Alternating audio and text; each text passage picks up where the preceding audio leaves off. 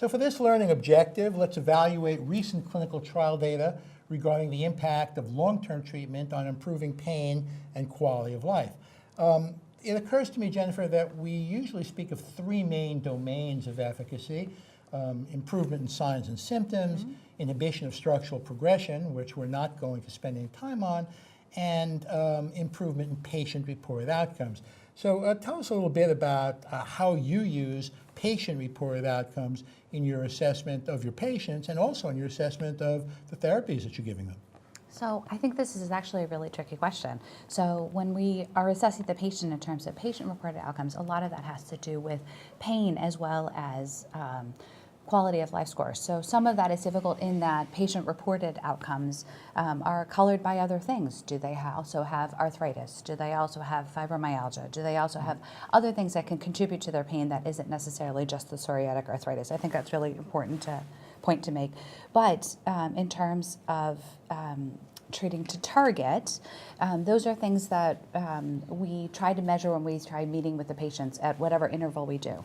So how are their signs and symptoms? Have their joints improved in terms of swelling? Are they able to do what they need to do in terms of taking care of their family, in terms of getting to work and working as a productive member of society? I think those are all really important points to make and monitor. So Joel, Jennifer just used the term treat to target. That's coin of our realm and shorthand for us.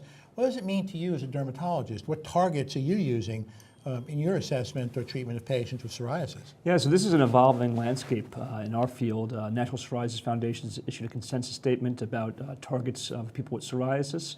I was a member of the author group for that. And you know, first of all, we feel like if you don't have a target and you're not measuring anything, you have no way of knowing how you're doing and no way of improving on your care over time. So that's one of the reasons to think about doing this type of work. You know, when you talk to patients, the target they want from a skin perspective is they want their skin to be clear. That's the target they're trying to hit. And so I think that's increasingly where dermatologists are striving for, recognizing that if we get close but not completely there, that's often going to be acceptable enough for the patient, because you know we don't want to be switching therapies too willy-nilly, if you will. We only have so many options available to us, and so if a patient's gotten almost clear and they're satisfied with that response, usually we will stay there. But whereas a patient's almost clear but they still have a lot of disability, maybe it's still involving their palms or visible psoriasis, then that might be a reason to think about changing treatment. So what about softer targets, Jen? What about things like work productivity? Is that something our patients are more concerned about than we are? What about presenteeism, absenteeism? How do you evaluate that with your patients? It's actually really difficult, I think. In terms of work productivity or in terms of measures for absenteeism, I think that's difficult to assess. I think we as community rheumatologists really look at a more global picture.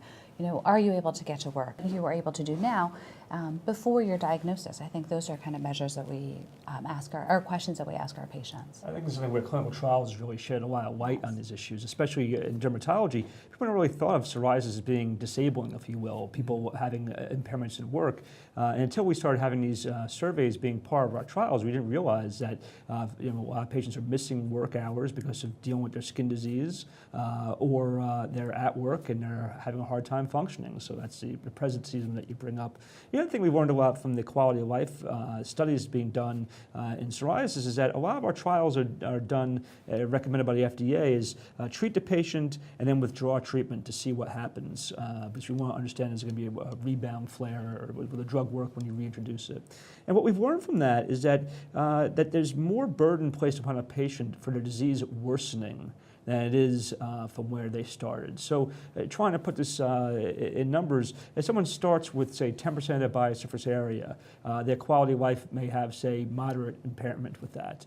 And then when you clear them, they have no impairment in quality of life. But then when they get worse and they go back to 10% body surface area, their quality of life may now be severely impaired, that they overshoot where they were before they started. I think clinicians need to be mindful of this information, that you know, our goal is to try and get people clear and maintain remission in their disease, and losing response or interrupting therapy, for example, and having disease come roaring back could often be more burdensome for our patients. Yeah, and Jennifer, do we have any data, any hard data from any of the clinical trials about the effect of the agents on things like pain and fatigue? There are. So they are for almost all of our agents.